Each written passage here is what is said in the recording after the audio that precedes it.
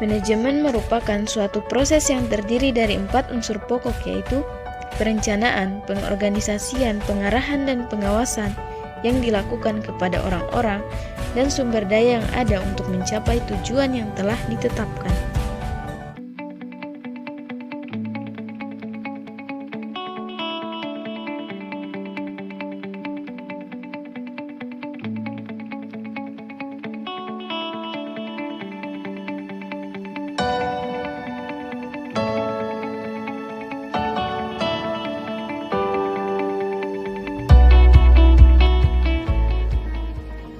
Kita akan membahas mengenai konsep dasar manajemen. Pertama, manajemen sebagai ilmu. 2. Manajemen sebagai seni. Ketiga, manajemen sebagai profesi. Dan yang keempat, manajemen sebagai proses. Pengertian manajer. Manajer berarti setiap orang yang mempunyai tanggung jawab atas bawahan dan sumber daya organisasi lainnya. Manajer berperan dalam memimpin dan menggerakkan unsur-unsur manajemen agar tujuan perusahaan atau organisasi dapat tercapai. Ada 3 tingkatan manajer dalam manajemen. Pertama, manajer lini pertama. Kedua, manajer menengah. Dan yang ketiga, ada manajer puncak.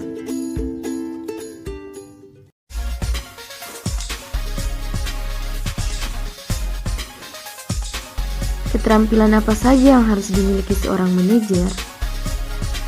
Keterampilan konseptual, kemampuan mental untuk mengkoordinasikan dan mengintegrasi seluruh kepentingan dan kegiatan organisasi. Ini mencakup kemampuan manajer untuk melihat organisasi sebagai suatu keseluruhan dan memahami bagian organisasi yang saling bergantung. Keterampilan kemanusiaan, kemampuan bekerja dengan memahami dan memotivasi orang lain, baik sebagai individu maupun kelompok. Manajer membutuhkan keterampilan ini agar dapat memperoleh partisipasi dan mengarahkan kelompoknya dalam pencapaian tujuan. Keterampilan administratif, seluruh keterampilan yang berhubungan dengan perencanaan, pengorganisasian, penyusunan kepegawaian, dan pengawasan. Keterampilan ini mencakup kemampuan untuk mengikuti kebijakan dan prosedur, mengelola dengan anggaran terbatas, dan sebagainya. Manajer keterampilan teknik, kemampuan untuk menggunakan peralatan-peralatan, prosedur-prosedur, atau suatu teknik dari suatu bidang tertentu seperti akuntansi, produksi, penjualan, permesinan, dan sebagainya.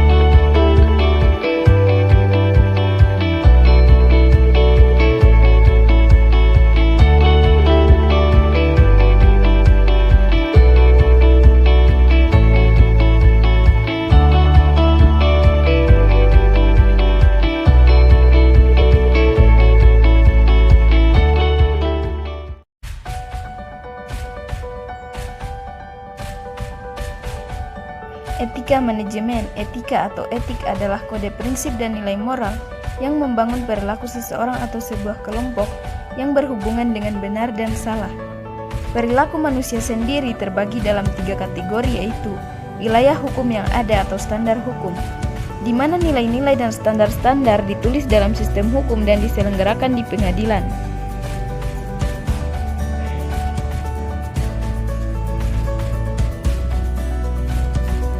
Wilayah etika atau standar sosial. Wilayah ini tidak memiliki hukum yang spesifik, tetapi terdapat standar tingkah laku berdasarkan prinsip dan nilai yang dipegang oleh tingkah laku. Wilayah pilihan bebas atau standar pribadi. Pandangan ini membuat orang-orang memiliki asumsi yang salah bahwa jika suatu hal tidak ilegal, maka pastilah hal itu tidak melanggar etika, seakan wilayah ketiga tidak ada.